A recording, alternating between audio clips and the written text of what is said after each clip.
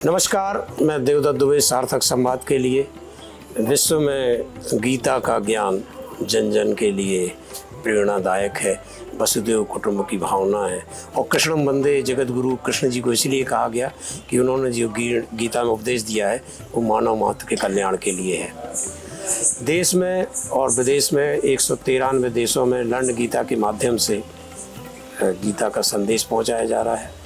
गीता परिवार मध्य प्रदेश में बृहद स्तर पर कार्य कर रहा है।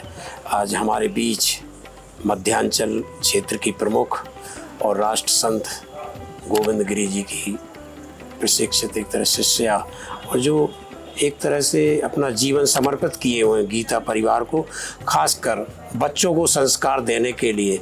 आज यदि परिवार में या समाज में चर्चा होती है तो बच्चों में संस्कार की कमी की चर्चा होती है, और इसी कमी को दूर करने के लिए प्रेमला महेश्वरी जी लगातार प्रयास कर रही हैं। गीता परिवार के माध्यम से बैठ के ले रही हैं, लोगों को समझा रही हैं। तो आज हम उनसे चर्चा करेंगे और जानेंगे क्या है गीता परिवार और कैसे होता है। नमस्कार।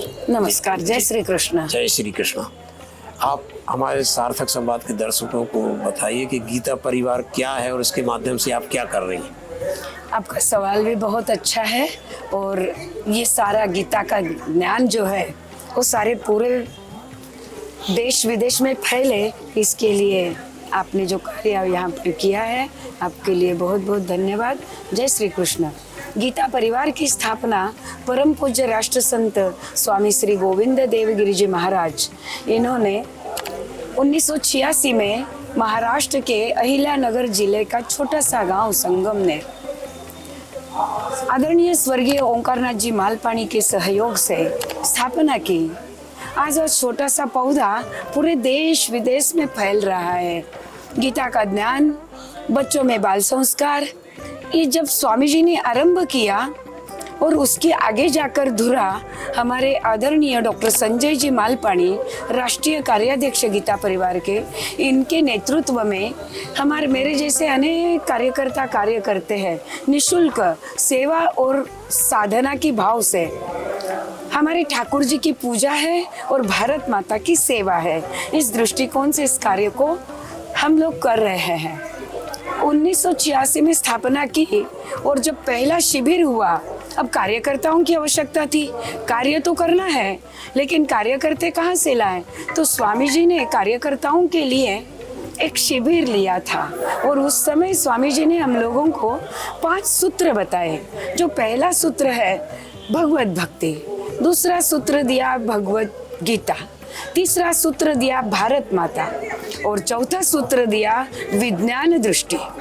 यानी बच्चों को श्रद्धा तो जगाना है, लेकिन अंधश्रद्धा की बात बच्चों को कतई नहीं बताना है। चमत्कार का वर्णन नहीं करना है। श्रद्धावान, विज्ञानाधिष्ठित श्रद्धावान पीढ़ी को निर्माण करना है। और ये 4 आदर्श है, सिद्धांत है, और उसके आदर्श है स्वामी विवेकानंद।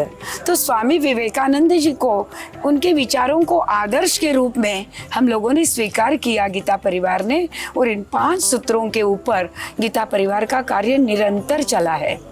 इन 5 सूत्रों के आधार पर अनेक आयाम दिए गए, जिसमें श्लोक तो है ही, भगवत गीता तो है ही, लेकिन उसके साथ में योग है, प्रज्ञा संवर्धन है, ज्ञानेंद्रिय संवर्धन है। इसके माध्यम से अलग प्रकार के प्राणायाम है, जिससे ब्रेन डेवलपमेंट। प्रज्ञा संवर्धन का मतलब है हमारे मस्तिष्क का विकास करना। सारे केंद्र हमारे मस्तिष्क में होते हैं, उन केंद्रों का विकास कैसे किया जाए, ये प्रज्ञा संवर्धन के माध्यम से हम कर सकते हैं। फिर ज्ञानेंद्रिय संवर्धन है, 5 ज्ञानेंद्रियों के माध्यम से हमारा कैसे कार्य चलता है, ये बच्चों को समझाकर इस तरीके से बच्चों में उन बातों को लाना है, और बच्चों का शारीरिक, भावनिक, मानसिक, बौद्धिक विकास और उसके साथ में राष्ट्रभक्ति को जगाना, ये भी गीता परिवार का कार्य है। अब योग है, श्लोक है, गीत है, खेल है, और प्रज्ञा संवर्धन है, ज्ञानेंद्रिय संवर्धन है। इसको, इन सभी आयामों को लेकर गीता परिवार कार्य करता है। उसके साथ में ट्रैकिंग, पर्वतों पर चढ़ना, ये साहस का काम है, तो साहस संस्कार भी देते हैं। इसके साथ में सेवा का भी कार्य है। सेवा का भी कार्य करते हैं। इसके साथ में शौर्य जगाना है। शौर्य नहीं है तो केवल भक्ति से कार्य नहीं चलेगा। भक्ति चाहिए तो उसके साथ शक्ति भी चाहिए, शक्ति चाहिए, युक्ति भी चाहिए। तो शौर्य संस्कार के लिए हम लोग लठ चलाना, जो महाराष्ट्र की खास कला है, मर्दानी शौर्य कला, उसको भी हम सिखाते हैं।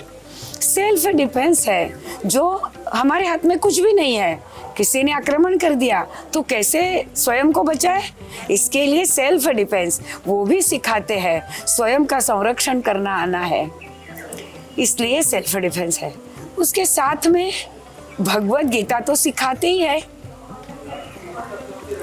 पिरामिड्स बनाना, हमारे मन में आत्मविश्वास भी चाहिए, शरीर में हाथ में क्षमता भी चाहिए, और माइंड का सृजन क्षमता भी चाहिए। इस दृष्टिकोण को लेकर बहुत सारे कार्य हम लोग गीता परिवार द्वारा किए जाते हैं। उसमें युवतियों के लिए तेजोहम शिविर की योजना करते हैं, जिसमें युवतियों को इस प्रकार से तैयार करते हैं। तो दूसरी तरफ युवाओं के लिए भी कार्य करते हैं। युवाओं को शिवोहम शिविर से आज की नई पीढ़ी कहाँ जा रही है, सोशल मीडिया के पीछे पागल होकर नशे में अधीन हो रही है। अब इस नई पीढ़ी को बचाना है, तो इसलिए शिवोहम शिविर का आयोजन करते हैं।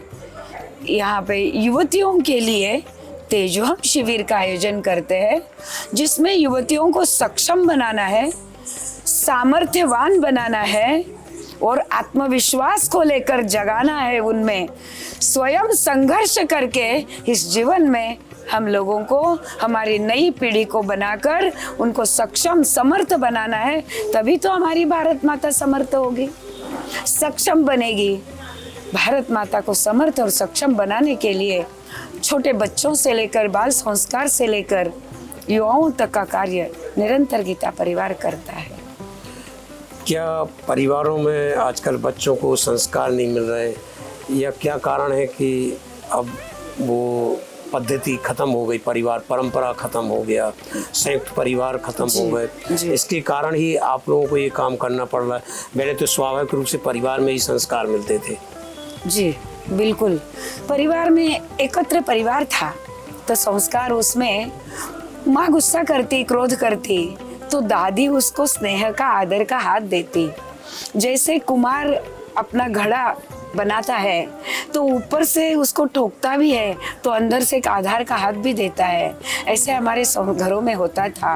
दादी स्नेह करने वाली होती थी और माँ गुस्सा करती। माँ अच्छी आदत लगाती और माँ गुस्सा करती तो बच्चे को प्रेम से दादी समझाती। इसके कारण वो संस्कार घरों में ही मिल जाते थे। लेकिन घरों में संस्कार मिलना धीरे धीरे कम होने लग गया। विभक्त कुटुंब पद्धति हो गई। सारा समाज केवल एक ही बच्चा हो गया। अब उस बच्चे को जो चाहिए उसको नहीं पचाना तो आता ही नहीं है। हर वस्तु उसको तुरंत मिल जाती है तो वो नहीं पचा नहीं सकता। और उसके कारण आज समाज की अवस्था क्या है, अगर पिता ने बोल दिया मोबाइल नहीं देंगे, या तो वो पिता को खत्म करना चाहता है या स्वयं को ही खत्म कर लेता है, खुदकुशी कर लेता है। ये कहाँ जा रही है हमारी नई पीढ़ी? ये सोशल मीडिया के पीछे होकर, इन संस्कारों की कमी के कारण ये जो समाज में फैल रहा है। संत तो बहुत दूर का सोच लेते हैं। 40 साल पहले स्वामी जी ने इसको सोच लिया था और उस समय से इन संस्कारों की, गीता परिवार की स्थापना कर दी। परिवार ही संस्कार दे सकता है, इसलिए हम संस्था नहीं है, हम परिवार है। और परिवार के रूप में ही हमारे सामने जो बच्चे आते हैं, हम ये सोशल भी नहीं काम कर रहे हैं, हम तो हमारे भगवान की साधना सेवा कर रहे हैं ना। तो हम बच्चे हमारे यहाँ आते हैं, हम समझते हैं कि हमारे साक्षात बालकृष्ण लाला पधारे हैं। हम उनको तिलक लगाते हैं तो यही भाव होता है, साक्षात मेरे कृष्ण पधारे हैं। अब इसके अंदर सद्गुण सब में होते हैं, दुर्गुण भी होते हैं। हम क्या करते हैं संस्कार करने के साथ, बच्चों में जो दुर्गुण होते हैं उनको हटाना होता है और सद्गुण ऑलरेडी होते हैं उनको केवल जगाने का, प्रज्वलित करने का कार्य करते हैं। घरों में संस्कार मिलना कम हो गया, ये स्वामी जी ने उस समय सोच लिया था। और आज तो आप सब जानते हैं कितनी संस्कारों की आवश्यकता है। सोशल मीडिया है, बाहर उधर नशे का कार्य चल रहा है, हमारी बच्चों को नशे के अधीन करना चाहते हैं। बाहर से बहुत आक्रमण है। इस आक्रमण से अगर हमारे बच्चों को बचाना होगा तो बचपन से ही हमें संस्कारों का बीजारोपण करने की बहुत आवश्यकता है। लेकिन आज तो परिवार ही खत्म होते जा रहा है।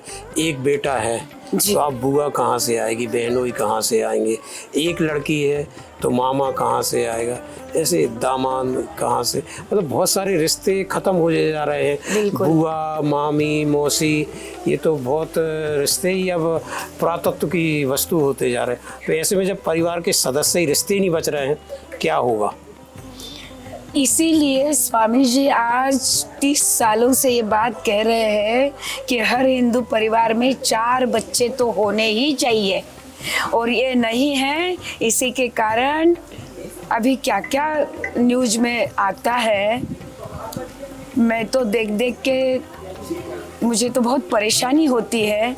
और इसीलिए हम लोग इस कार्य को करना चाहते हैं। हर परिवार से एक निवेदन भी करना चाहते हैं कि हर परिवार में कम से कम 4 बच्चे तो होने ही चाहिए, नहीं तो हमारे सारे रिश्ते ही खत्म हो जाएंगे। और बच्चों में भी जो झुंझलाहट या उद्रेक हो रहा है, माँ भी ड्यूटी पर जा रही है, पिता भी ड्यूटी पर जा रहे हैं, केवल पैसे देने से संसार नहीं बचेंगे, न बच्चों का बचपन बचेगा, न संस्कार बचेंगे। बच्चों को संस्कारित रखना है तो माता पिता को भी इन बातों को सोचना होगा कि आज मेरे बच्चों को आवश्यकता है तो मुझे समय देने की आवश्यकता है। मैं आपको बात बताती हूँ, हम तो संस्कारों का कार्य संस्कार शिविर वगैरह लेते हैं। बच्चे आकर मुझे बोलते हैं कि दीदी आप बोलो ना मेरी माँ को कि मेरे से बात करे, मुझे कुछ नहीं चाहिए, मुझे समय चाहिए, मुझे माता पिता का समय चाहिए। मैं सभी माता पिता से आग्रह करूँगी कि आपके माध्यम से कि सभी अपने बच्चों को समय दे, और हर घर में 4 बच्चे तो भी होने चाहिए। हम ये ना सोचे कि उनकी परवरिश कैसे करें। हमारे संत तैयार है 2-2 बच्चों को संभालने के लिए, आप 2 को ही संभालो, 2 बच्चों को, सारे संत तैयार बैठे हैं। लेकिन हमारे समाज, हमारा संस्कार, हमारा कुटुंब बचना चाहिए, हमारा परिवार बचना चाहिए। नहीं तो अभी अमेरिका सर में हाथ लगाकर रो रहे हैं। वो चाहते हैं कि हमारी ये कुटुंब पद्धति फिर से तैयार हो। नहीं तो अभी तो मैंने कल एक बात सुनी थी न्यूज़ में, 8वीं के बच्चे ने 9वीं के 10वीं के बच्चे का खून कर दिया। कहाँ जा रहा है हमारा समाज, कैसे होगा? हम लोग माता पिता इस बारे में भी सोचे, पढ़ाई तो कराए, आवश्यक भी है, लेकिन केवल पढ़ाई ही ना हो। हम साक्षरा तो बना रहे हैं, साक्षरा के अगर विपरीत शब्द है तो राक्षसा हो रहा है। नहीं तो 8वीं के बच्चे में ये भावना कहाँ से आ गई कि खून करे? अपने ही विद्यालय के बच्चे का उस खून कर दे, ये कैसे हो सकता है? क्यों हो रहा है? ये प्रेम नहीं मिल रहा है। हमारे बच्चों को परिवार में प्रेम मिलना चाहिए, इसीलिए दादा दादी की भी बहुत आवश्यकता है, वरना तो समाज की हालत आप सब लोग बहुत जानते हैं।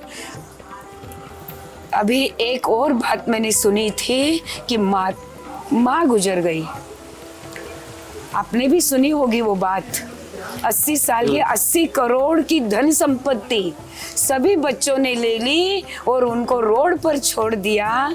जिन्होंने 400 किताबें लिखी थी और काशी के कुष्ठ रोग के वृद्धाश्रम में वो ले गए और वही वो रहे, वही जीवन की समाप्ति हो गई। लेकिन घर के लोग, बच्चे आए ही नहीं उनके संस्कारों के लिए, दाह संस्कार के लिए भी आए नहीं बच्चे। एक कैसा समाज हो रहा है?